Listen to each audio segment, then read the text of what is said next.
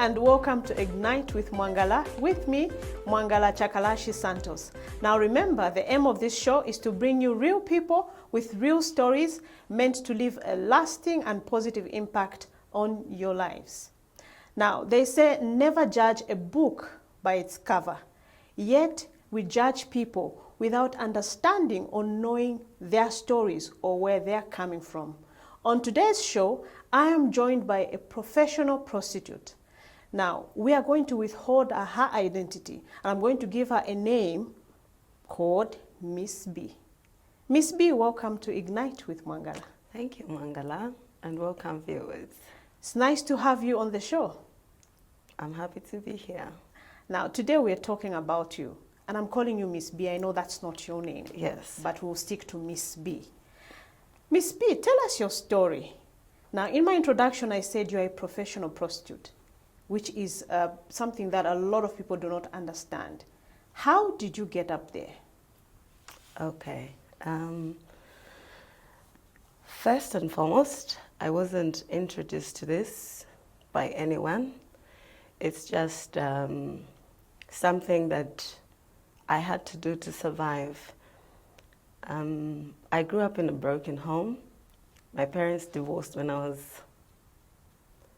was very young. I think I was just maybe 5. So there was a lot of violence going on in my home. And after my parents divorced, I had to live in different houses. So I lived in like uncountable houses until the age of 14. I lived with my relatives, my aunties from both mom's and dad's side. It wasn't all that bad, but in these homes, like, you know, every house has got its own rules.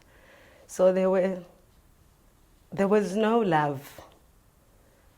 You know, you'll be in a house where there are kids of the same age as you are, and then you don't get much attention as your other cousins and nieces are getting from their parents. So I grew up with feeling not loved. So at the age of 14, I went back to live with my mom. And then we had to starve. You know, we'll go the whole day without eating, maybe eat once. We'd eat wali shima with just tomatoes. That would be all. But then I continued going to school. At school, I would be sent back. By then, it wasn't free education, so I would be sent back home. That continued until I was 16. When I was 16, I met this guy. And he showed me, I would call it love by then. He cared for me. He would give me money. And I was only in grade 10 by then. Sorry, 11. So this guy, every time after school, sometimes during school hours, he would pick me up. He introduced me to drinking. We started drinking. I started missing classes. My grades got bad. I was no longer interested in school because he would give me money, and then with that money, we'll go and buy food. My mom never asked me where the money was coming from. I would go home late. She would never question where I'm coming from. Whenever there was money, she would just take. So I really loved this guy. He was the first man that I was ever with, and I had a child with him. I only had, you know, it was just once, and the second time I was pregnant. When I was pregnant, then my mom like got concerned because I'm pregnant and I can't go out and bring more money because the guy now wasn't giving me as much attention as he was giving me before. I had to change towns. My mom actually sent me away from home. I had to go and live with my friends. And then when I was living with this friend of mine, it was the game of survival. I was pregnant. I would go out, sleep with men, raise money to pay rent, and I still continued going to school. While pregnant? While pregnant. Because I was very small and people didn't even know that I was pregnant. I would go out, I would go to school in the morning. Later in the night, we'll go out with my friends. And I don't know, I would say I was so lucky, maybe I would say, because I would meet a man and this man would like be in my life and try and support me. So I wasn't going to the bars to look for men every day. But this was just, it was just all about survival. I didn't know much about it. I didn't know how to treat a man. I didn't know how to make a man give you more money. It would just be, you know, men would take advantage of me as a child, like as a young girl. They would just give you less money, you know? And then because you need the money, you have no say in it. So it continued until I gave birth. So after that, I wrote my grade 12. I went to live with one of my sisters. I tried to stop for the sake of my child. But then because me and my siblings, we grew up in a house of no love, no attention. It was like that even the time I lived with my sister. There wasn't much love. There was always arguments, you know. There's so much that you need as a mother, and there's so much that my child needed at that time. And she couldn't provide. She said all she could do for me was just to take me to school. And while I was at her house, I was treated more or less like a maid, you know. And then I thought, no, this is enough. So I got out there. I got out there with a different game. I started meeting, like I met friends that knew high-profile men, and one of them introduced me to this man, and he kind of changed my life a little bit. You know, from just being a dirty girl, my life improved. I could afford expensive hair. In all that, because I loved my family so much, I would still send money back home. I would send money to my mom. I would pay bills. And then because I was in this small town, it wasn't really happening. I had to get back to Lusaka where, you know, where there's the real life. So when I came here, everything changed. I put myself on, you know, I thought I could do more. I could make more money. So I put myself on online dating, and I started going to expensive places. And you know, the fun part is that prostitution is just not about going to the bars and getting, wearing these indecent clothes or what. It's a skill. It's something I learned along the way, that it's a skill. For you to attract an educated man, you needed to be educated. For you to attract wealthy men, you need to look expensive. So I started looking like that, even though I lived in the compound, but I started, putting myself out there, like I'm the girl, I'm the one happening. I would live a fake life out there, like where I lived, it was so bad that it was a small house, and we had to leave my brothers, my sisters, and everyone was there, and there was my child, to make matters worse. My child needed to eat. She needed to go to school, because at some point the father was not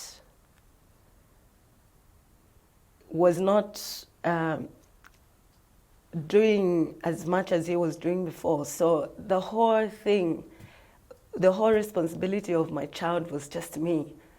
So I had to go out like each and every night, every day, make money, feed my family, and make sure my daughter goes to school. She went to a very good school. She's a very intelligent girl.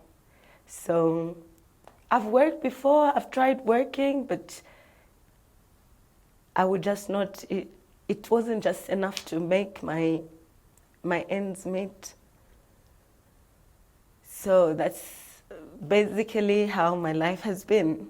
It's been great. I've got to travel. I've traveled quite a lot. Yeah, I've been to Europe. I've been in relationships with Muzungus, name it. I think the only man I've not been with is a Japanese. But I have seen it all. Yeah, so that's basically it. Now, Miss B, you've talked about the man who happens to be the father of your daughter. Are you in contact with him? And how old is your daughter, by the way? Oh, she'll be turning 15 next year, and she's in grade 11. The father is, now she's living with the dad because of, I now have a huge responsibility. I live on my own. Like I said, for you to attract for you to have an expensive lifestyle, you need to dream it, own it. You have to live like it. So I live in an expensive neighborhood. I pay rent, and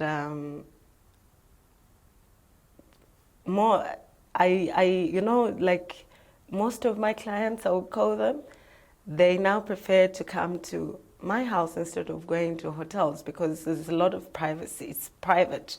And you know how these high-profile people want to be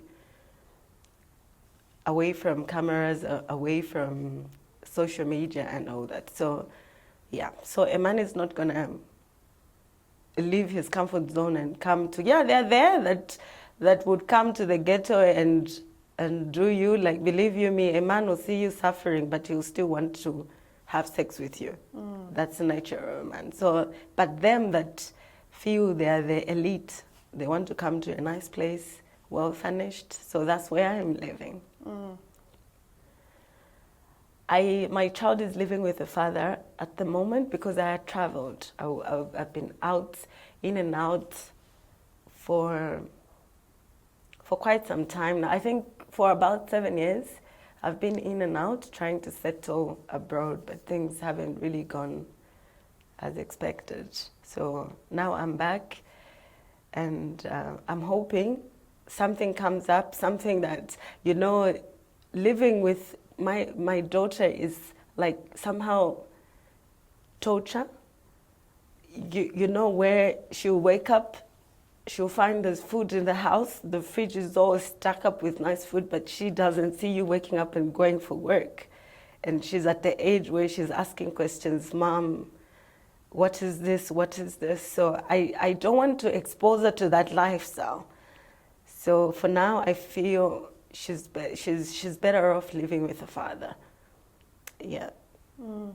And that's a huge sacrifice for a mother. Oh, I mean, yes, we it always want to is. be with Oh, our- yes, with it our is. kids. It is. You know, there are times that she would come even for, you know, when they're on school breaks, but she would want to be with me like for until the break is over, but I gotta later go, you know, even when she wants to be with me, I have to later go because I gotta work, I gotta pay my bills. My mom depends on me. I've got, my relatives depend on me, my siblings, you know. It's that bad.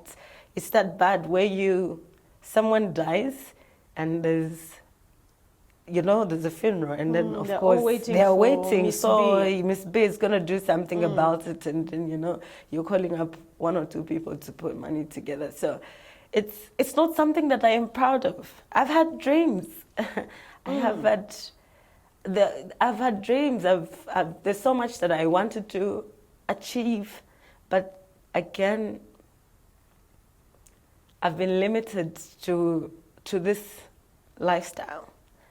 Because even, you know, there are times when I've had friends that they'll do something bad and they'll have like an uncle or sister to talk to them, like to set them straight. I have never had that. You know, I have never had anyone coming to me, be it my mom, be it my siblings, to just say what you're doing is wrong. No. More like a support system. No, you know, like, awe fulechta, no, you know, this, no, nothing. To me, I'm right. I'm always right. Like this, like, I know it's not right. It's a sin. It's bad. But hey, I gotta survive. I've got to survive. There could be jobs out there, but it's not as easy as I'm saying it. So there are moments when I've run to the church. Like I'll tell you, once I had this experience, so I was like, okay, enough of this. I had a client like for 10 years. He was a white man. He used to give me money every time like good money. And then all of a sudden, he wasn't married, and all of a sudden he called it quits. Okay, he caught me cheating anyway. You know, I would pretend. Prostitution is a skill.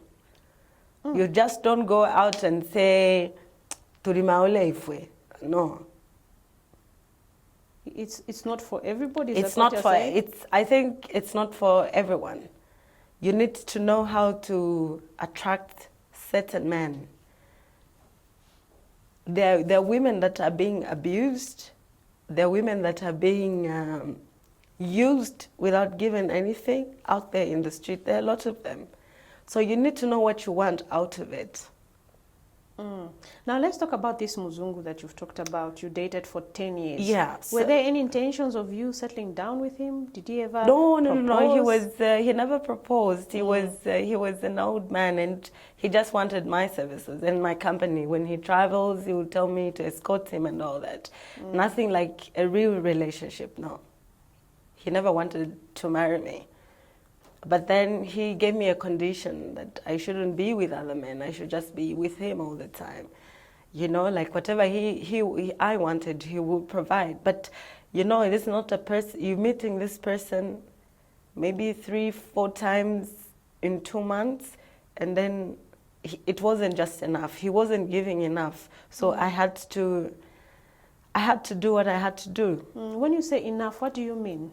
Money wasn't enough. Okay, so in terms Remember, of money. I've got school fees, I've got a family to feed, I've got personal needs, I've got an appearance to keep. So the money wasn't enough. If he wasn't giving it as often as I needed it, so it wasn't enough, and I had to see other men. So he caught me, and then he asked for us to go our separate ways, of which I didn't really take well, because somehow I think I got attached to him. You fell in love with him. Not love. Hey, I think I've only been in love once with the father of my child. There's no love anymore. What do you mean there's no love anymore? I know you before the interview were telling me that love in Anletelela. What's love made me have a baby, like made me have a child.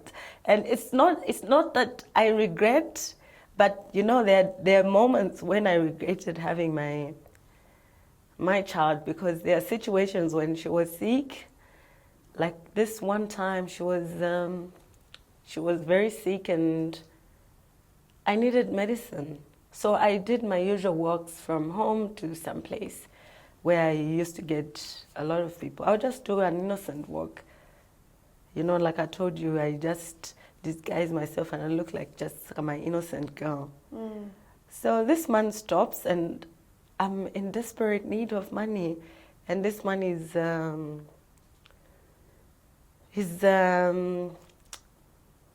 high profile guy.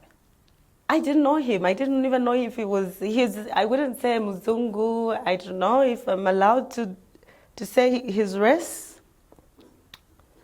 The race maybe is, but of course not the name. Not the name, I know. Yeah, he was Lebanese. So this Lebanese old man picks me up.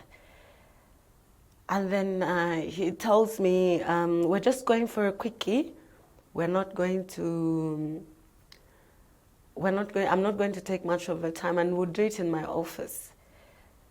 So I said, okay. So we get to his office and he said, I'm going to give you whatever you want. And then he doesn't want the normal sex. He wants it from, you know.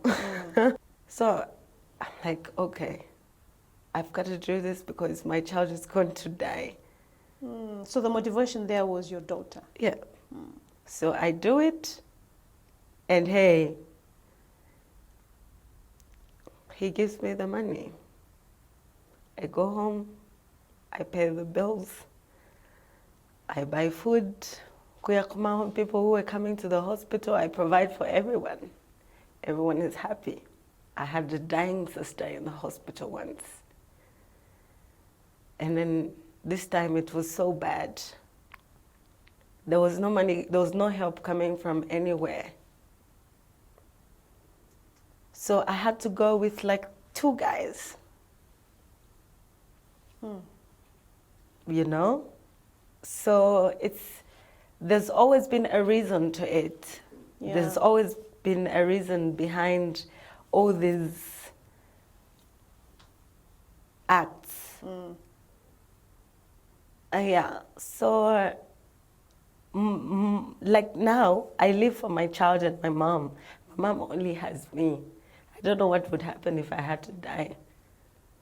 Does your mom know that this is what you're doing? She's never asked me, but obviously she knows I don't work. How else does she think I'm supporting her? I have no job. I don't have a business. So she knows.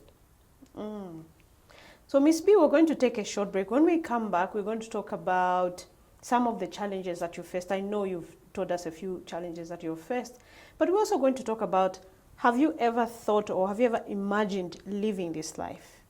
All right. We take a short break and we'll be right back.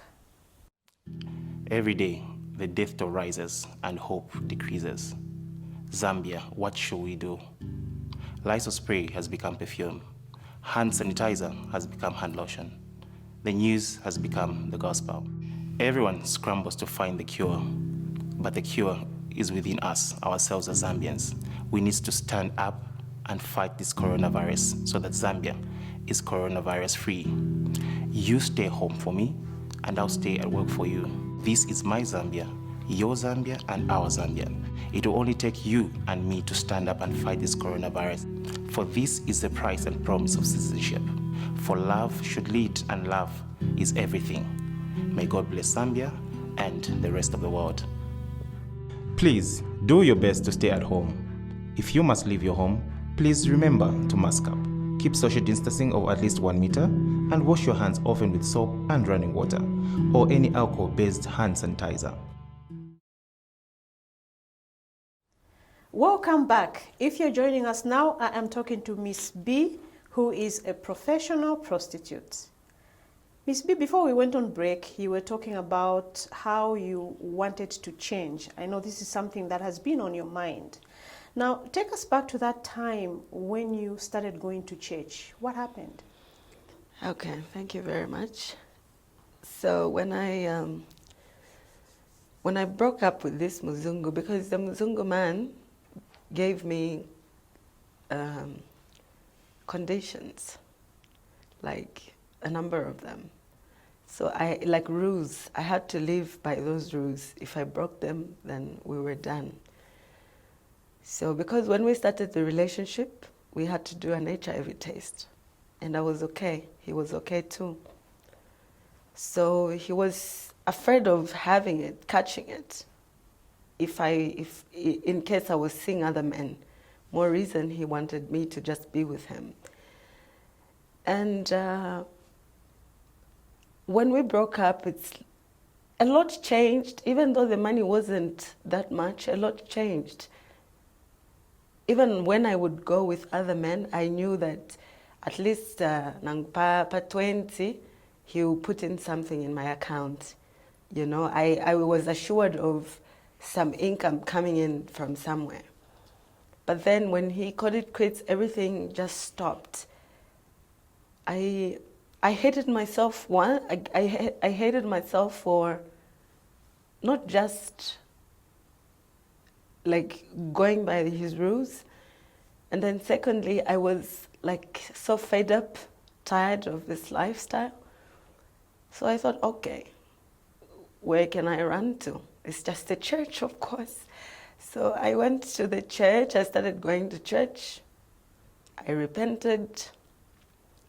You know, so as part of deliverance, I was asked like personal questions by this man of God, like details of my lifestyle.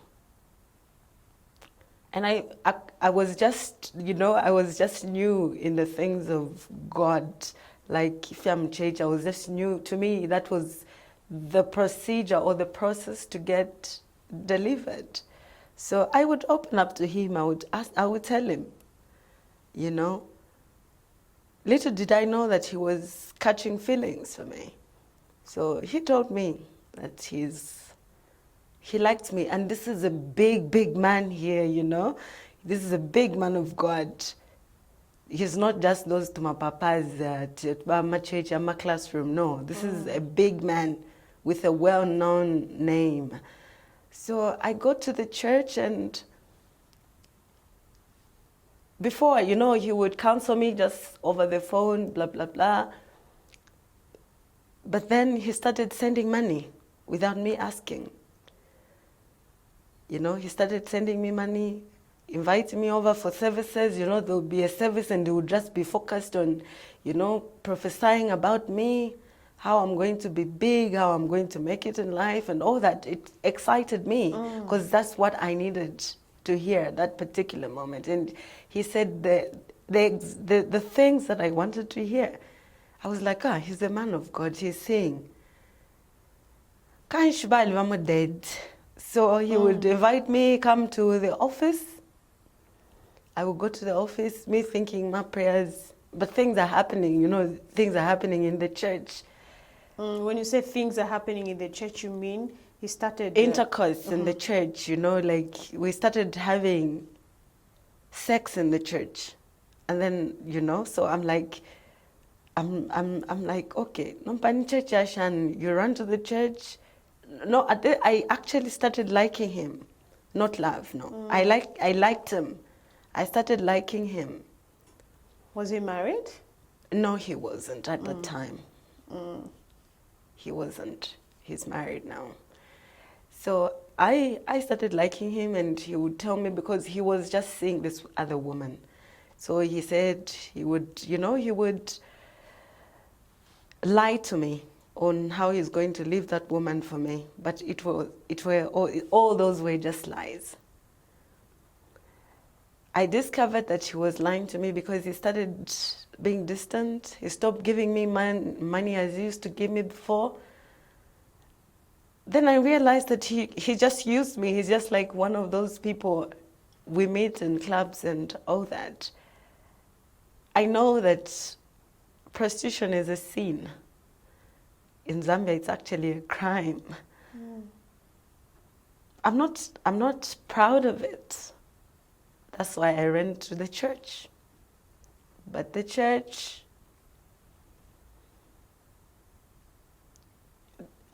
disappointed me. Yeah. I was back on the streets again because that's the only thing I know how to. Yeah. Okay, now you talked about your mother not having an idea or what you're doing now. You also talked about not having a support system, you know, a place where you can go to and talk to. In our culture here, we always have aunties, we always have grandmothers that, you know, we can go and air, you know, our grievances to or to get advice from. You don't have anybody like that? Yeah, like I mentioned earlier, where I said I grew up in different houses. I wouldn't call them homes, where I've got rich relatives, but to them you were just tapari efe, you know, they've always looked down on you and they want the worst to happen to you. So I've never met or not really met, I've never really had a relative that I can call has been there for me. Like, no, they'll just be, you know, they'll meet you and then say, when did you come back from Europe? What did you bring for me? Hello, did I go there to work? Do you know what I went there to do? You know, they expect you, they're even expecting something from you, but nowhere, you know, I don't need to say it out there. But if I do not have a job and I'm not a criminal, meaning, obviously for a woman, I'm a prostitute. Isn't it? You don't expect me to have expensive hair when I don't work. Where am I getting it from? And at my age, I'm not a young girl. So it's obvious. My mom my mom has always known, but she, you know, there are times that I would, you know, like we'll be home and they'll misuse things. You know, you budget, you know, like between this time and this, these groceries should last us up to a certain time. But then you go home, you find they've misused things. You know, you know, I would cry to my mom. Not only to my mom, to my siblings. You know, they're busy there changing channels, not knowing how I paid for that. For sure. And then, you know, it will be called sometimes, you're out there in the court, they're there watching TV, you come, things have been misused. So I would cry in front of everyone, you know, like, what chili love, you know, I would cry to say, one day, Nkalwala, and I'll die. Because I used to have, a close friend of mine died of HIV. And when she died, it gave me realization that indeed wages of sin is death, because you know, this was a girl full of life. I learned so much from her because she was older than me. She was super intelligent, so I learned quite a lot of things from her. And she accepted her status. But she started taking her meds a little bit late. So this is the person that you were with. You know, she was part of my life, and I saw her dying, and a little something inside me, like, just like woke up. Something in me, like, opened my eyes to say, one day it will be me, I'll be gone. And looking at the kind of family that I come from, umwana wandaka chula. Yeah. So it's been rough. It hasn't been that easy. It's been that rough. Can only imagine. Now let's talk about your mother. You keep saying that she doesn't know. What kind of a relationship do you have with your mother? And do you at any point blame her for the lifestyle that you're living now? I don't blame my mom at all. I think even she tried her best. Raising 12 children on your own is not easy. Like I told you, my parents broke up and my dad went on to live his life. Eventually he died. And it was just mom and all of us. So she had to make, she's an old woman now. So she, even though we would eat once a day, at least she made sure we had shelter.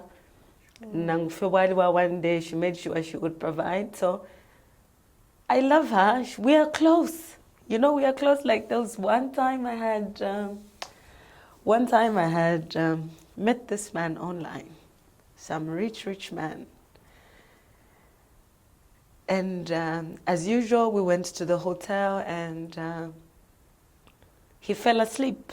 And he had a lot of money. He had like money that I've never seen in my entire life before. So he slept and I was like, yeesh, Christmas has come early. I ran with the bag.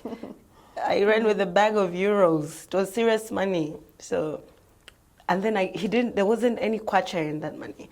So I had to, like, I called my mom, Mom, do you have a 50 on you? Like it was 100.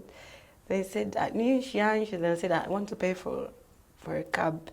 I will refund you tomorrow. I only have dollars, you know. So I went there with, you know, she gave me and then I just we used to sleep in the same room with my mom. I just put the money on the bed like boom. My mom was like, what? Like in the movies. Yeah. Like, what? And then I said, Mom, mali katapo euro, katenko, you know? And and she asked me, I think that's the only time she asked me where I got that money from. And I was honest with her. I told her, I've stolen this money. She was scared to say, hey, where's Shanshan? I said, Mom, ninjiba. You know, there's like a term that we used, Mom, ninjiba. She wasn't, and then we had to pay for rentals, we had to pay water, there was like bills like, you know, where you have balando shouter, and then you know, you even have mwana fekwatine, failing to pay rent, going grandma for suicide in a bag. We paid rent, I paid bills. I had a trip to, India. I got myself a ticket to India, and I left. The sad part is that he sent police after me, though they never caught me. But we are good friends. We talk. He forgave you. He forgave me. He said he wanted to marry me, but then I messed up. But you know, a man's story, a man's world. So that was the only time my mom got to ask me about where I got the money from. But I would have money in the house and I would hide. I don't know if she thought all the time I was getting from the Muzungu, because when the Muzungu was known by my family.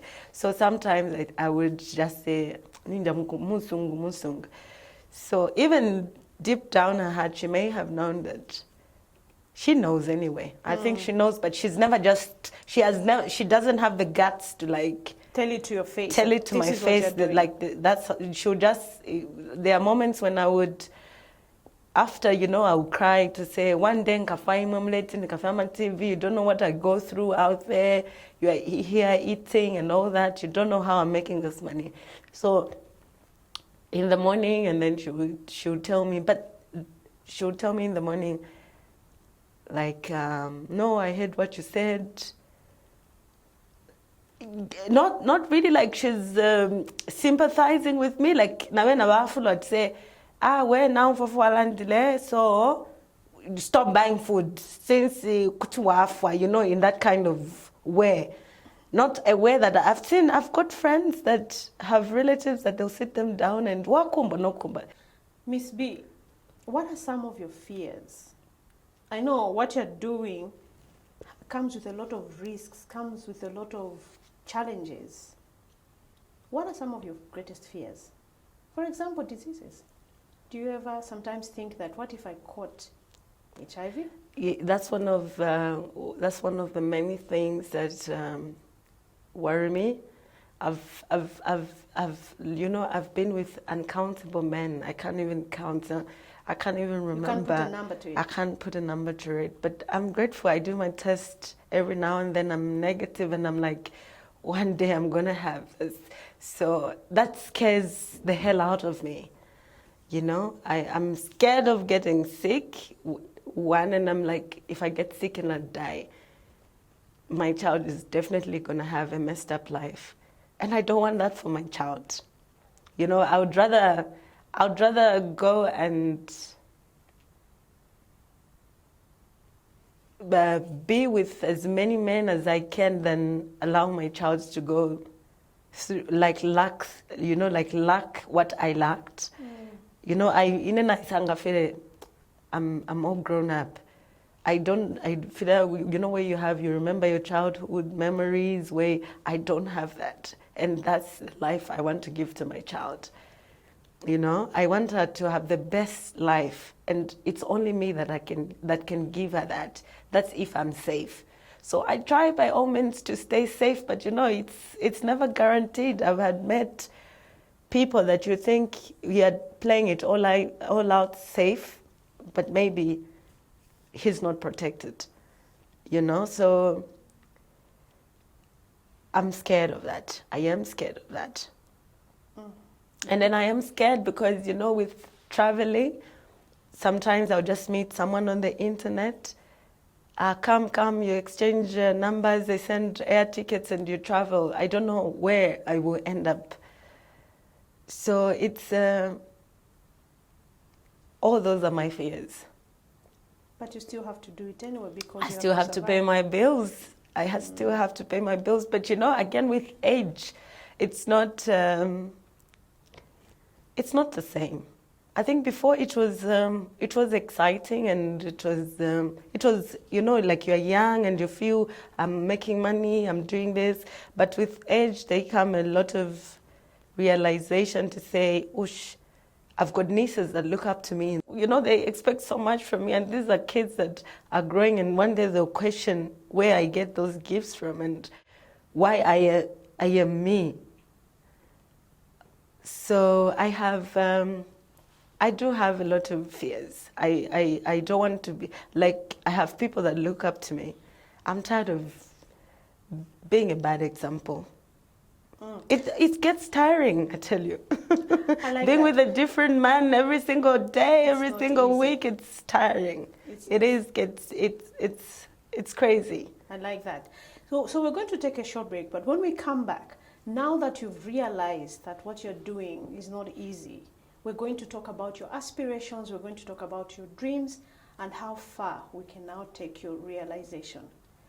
We take a short break. When we come back, we continue talking to Miss B, who is a professional prostitute. May we use these trying moments to rise to something that's important. Take life not for granted. Tell someone that you love them. If any of you have any COVID-19 symptoms, which are a fever of above 38 degrees Celsius, a cough, difficulty in breathing, shortness of breath, or chest pains, please do not hesitate to call 909 or 0974 49 35 53, and medical assistance will come your way. We hope for the better and leave everything in the hands of God. Together, we can combat COVID-19. Please stay at home for me. I stayed at work for you. Be that change. Please do your best to stay at home. If you must leave your home, please remember to mask up. Keep social distancing of at least 1 meter and wash your hands often with soap and running water or any alcohol-based hand sanitizer.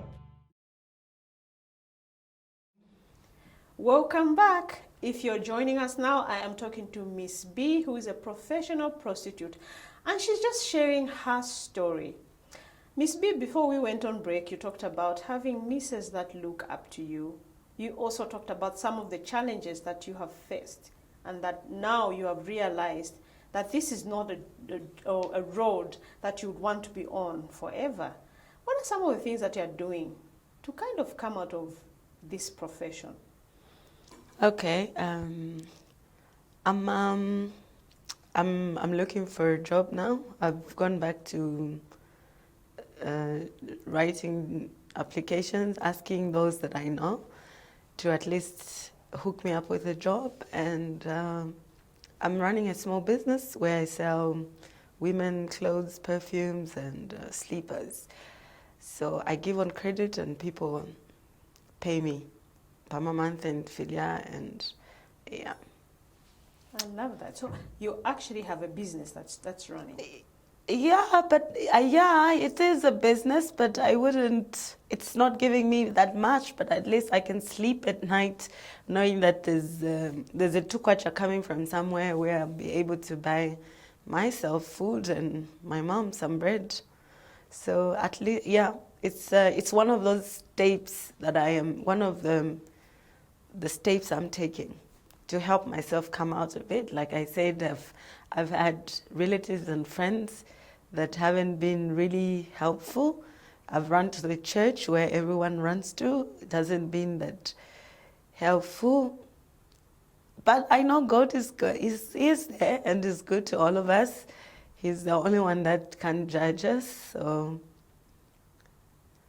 I'm glad that after all these years, I'm still healthy. So that's one thing I'm like grateful to God every single day that I wake up. I'm like, okay, God is good. I didn't catch it. I've got so many friends, you know, even those that didn't go into it deep, you know, but you just see, like when I was coming here, I spoke to one of my old friends, and she was telling me that she's sick. She's telling me, oh, it's bad, inanguila, you know, that I'm like, God, I'm grateful, I'm okay. So I'm really trying to, it's, you know, this is like an addiction. It's not something that you can wake up and just say, okay, nalika. It's something you stop with time. I will not lie to you that I'll just wake up and say, okay, I'm going to block everyone and I'm not going to go anywhere. I'm not going to no one is coming here. I would be lying to you. It's like an addiction. You know, there are times when I've been in a relationship and then, you know, it just kind of gets boring. So it's a habit, it's a new, so it takes a lot to come out of it. It's just not the money, but it takes a lot. The mind, how you look at things, you know, in my world, it's all about, you know, I would go on social media and then I'm like, okay, who's happening? This man. You know, that's how skillful I am. I would just look at this man and we start chatting. Let's meet. Things happen like that. So it's not something that you can just say, okay, enough. Like now I've said it's enough. I'm tired of it. I am really tired.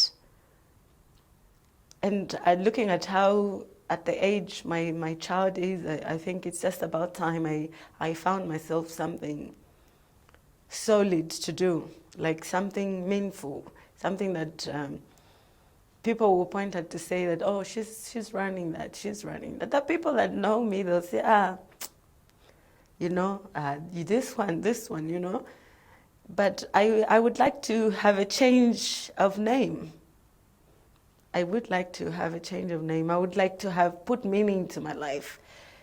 I would say there have been good times and there have been bad times. The good times, I think the only good thing about it is that I'm able to pay my bills, and I was able to travel because, believe in my family, I'm the only one that has been on the plane. So that's like the only thing I'm like, okay, at least nanina kwendeke. So the rest of it, it's not something that I would wake up and say, oosh, I'm proud of that, or when I was 25, I did that and I'm proud of it. No. Now, I always believe that in everything that we do, God is a part of it. Oh, yes. I'm looking at your life. And I know that God has been a part of it. Do you believe that? God has been a part of it. Like God has been, His. You know, I haven't been to church in like 3 years after what happened with the pastor. So I haven't entertained any about my church. You know, I have people that will say, church, but I've got that fear. You know, like foot church, you know, that kind of thing. So I'm like, no.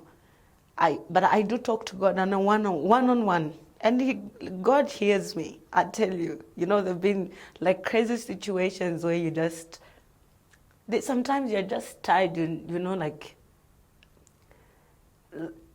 I would tell you, like this is like person. This is deep. Just a few weeks ago, I tried to commit suicide. I took some poison and I was lucky. I was with some people that rushed me to the hospital. It was that bad. You know, I'm in a group of friends, and some that were worse than me are doing better than me. You know, some that were together at school, but some have made so much money out of it. They're living big. They've made names to it, and I'm like, what the hell am I doing? You know, there are times when I just hate myself. You know, I feel so dirty. You know, I feel like, I was like, okay, I'm talking to God, and I've said, okay, I'm not being a perfect human being, but why can't you just bless me? I love to work. All I've wanted is a job. You know, if I can get a good job, earn a decent salary, then I'll be good. And when I'm praying, that's what I want. I don't pray for marriage, no, because if I'm a love, you can die. So I pray for a job. A job is not coming, and I'm seeing people that are worse than me, you know, but they're doing better, and I'm like, okay, I'm ending it all. You know, sometimes I'll even give God the deadline. You've got something big for me. But in fact, I just want to die. You know, I'll just give God the deadline and take me. I've had enough. I'm tired. You know, I just wake up and defend my feet. So like, okay. So this time I said, okay, I've never been sick before. I've never caught any disease before. So I'm like, okay, I'm not gonna get sick. So how quick can I end it? So I took and you know, I was throwing up and everything. It was that bad, but then, you know, even I could even hear, Katrishi, you know, you hear Katrishi if she'll make it and all that. But in the morning when the doctor was coming to check me up, he said, Dad, let me pray for you. Don't ever do this. God loves you. It's hard out there. He told me. I think he's one of the kindest people I've ever met in my entire life. He was just like kind. He told me kind words. And he said, whenever you have a problem, you can call me too, so that, you know, I can help you, counsel you. But this is not the solution, you know. He asked me if I had a child, and I'm like, more reason I want to end it, because I don't want my child growing up saying, but Mama, I've got friends who, the mothers they've been prostitutes. You know, the children are prostitutes. So it's normal for them, but in my family, it's just, it's a mixture of, whatever bad thing you can think of, that's my family. Drug addicts, you know, whatever you can think of, that's my family. So it's not something that I would want my child to come and live through again. It's not something that I would want my young sisters and my nieces to come and say, okay, now if we're since auntie, so even us, we're going to do this. My mom, you know, I want to be able to look at my daughter straight and in the eyes and tell her, this is not the way. I don't want my child to go out there looking for love. You know, these men out there would just use you for a simple phone. So I don't want my child to go and get used just for a simple phone, just for a simple I love you. I think I've never heard my mom. It's now when you maybe send money, that's when you say, I love you, you know. But when I was a child, I lived in homes where you'd see Baleba senda winana pakulala, good night dad, I love you, good night mom, I love you, and I never heard those words. The only time I got to hear those words are from a man. So I found my peace in men, you know, like my love was kubaume. My love was not in the house, you know. So like I said, it's like in you. It's how I've lived my life. It's part of me. Being with a man is how I would feel loved. You know, and the money will come and all that, but so the whole point is I don't want my child to go and for someone to go out there and say, I love you, I'm gonna say love when she ends up being with this. No, I don't want my child to be pregnant at 16. No, I don't want that. I always wanted to go to the University of Zambia. You know, I wanted to go and get proper education. You know, I had pictured myself, you know, I'm the boss. I never had that opportunity. I want my child to go and get that education. I want the best for her. But I've also got to be an example. She has to be proud of me. You know, she'll meet people, what does your mom do? She says, she just stays at home, but she pays my shan, you know, that kind of, I don't want that. So I'm trying, it's a process. It's a day-by-day thing, but I am really, really trying. Yeah. Miss B, they say healing comes from sharing, and you've just shared with us that is it 2 weeks ago you almost committed suicide? Mm-hmm. What was going through your mind in that moment? You know, I'm like thinking, okay, this is all there is for me. Is this the life, you know? I question God, because there are moments when one of my young brothers asked Mom, what happened between you and Dad? You know, the boy is just asking, he wants to know. How come we don't have like a normal family? Hey, is that film fashion London, you know, shouting, so hey, come here, Kumanda, go to the graveyard and ask your dad and all that. You know, so I asked God, I've never had a home. You know, I've never experienced homely love. I never experienced that. People will call me favorite sister, favorite Shani. It's because of what I am able to give. It's because of the little that I'm able to help with. Mama will say, this is because of the little that I am able to provide. But there's no genuine love in this. I feel like I've been deprived of a childhood, a home, and so many things. You know, I'm like, okay, yes, I got pregnant when I was young. Why didn't that guy just marry me? Maybe if he married me, things could have been better.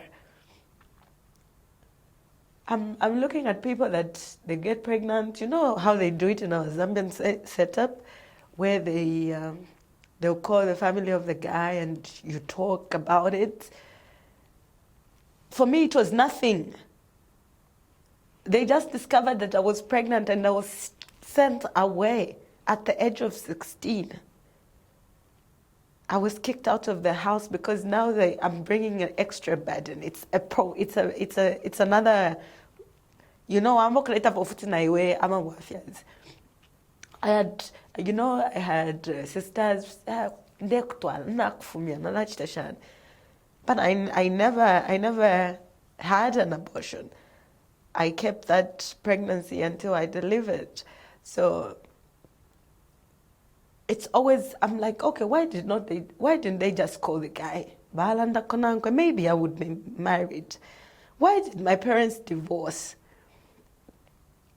Why am I not, okay, yes, I've met friends that are doing so well. We are in the same thing. You know, even them, but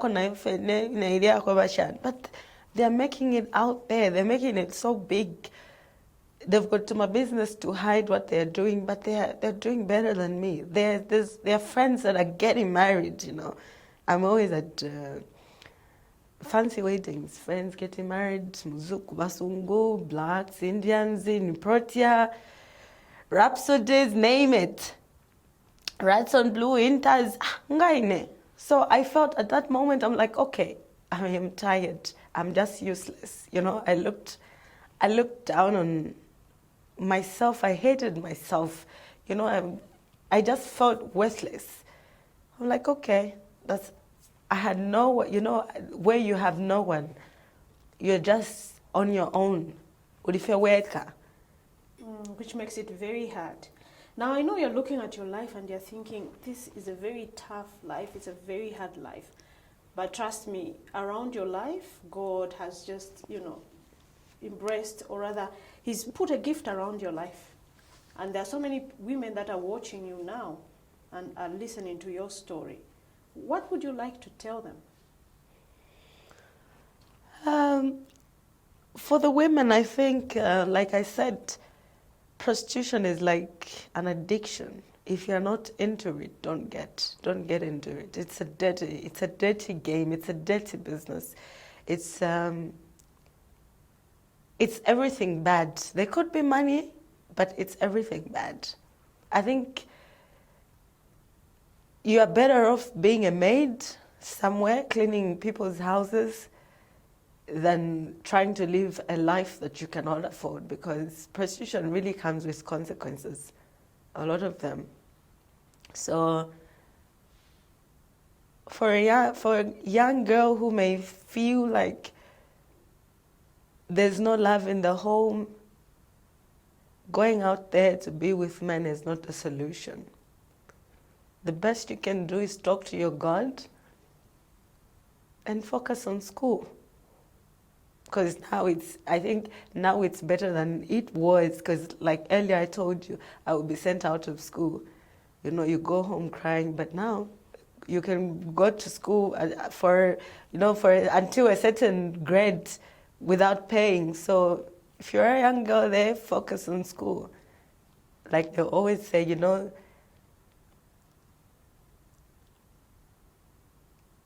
education is something that no one can take away from you. I've had certain opportunities. I've met good people, some that have wanted to help me honestly, but because of how messed up and how deep I am into it, it's not easy. It's not easy. So there are opportunities out there. For young girls, it's just school and church. I think for girls, it should just be school and church, school and God.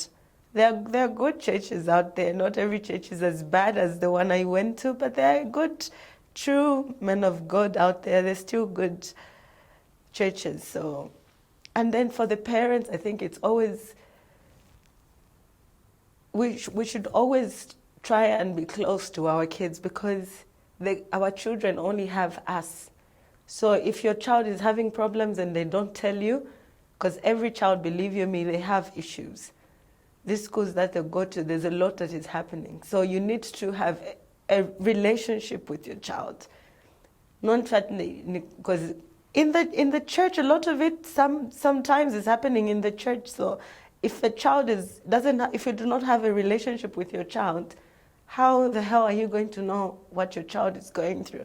So I think once you decide to be a mother, you should be able to love and to be close to your child. Wow. Now, Miss B, one thing I know for sure, without a doubt, is that God loves you. He has preserved your life for something big. I know that. You're sounding like a man of God. Yes, I have to sound like that because I'm looking at some of the things that you've gone through and God has just gotten you out of them all. Tough it may look, but it is not that tough. I want to thank you so much for coming to Ignite with Mwangala. Thank you for saying yes to share your story, because I know it has empowered a lot of people out there. And I know that a lot of us, including myself, has learned quite a lot from your experience. And I think God always allows us to go through certain things so that many other people can learn from our own experiences. So Ms. B, I'm saying thank you very much. Thank you, Mwangala. I hope this helps someone out there. Definitely does. It's been a pleasure meeting you. Thank you. So there you have it. Never judge a book by its cover, because many times we don't know the full story. This has been Mwangala Chakalashi Santos. Join me for another exciting episode of Ignite with Mwangala.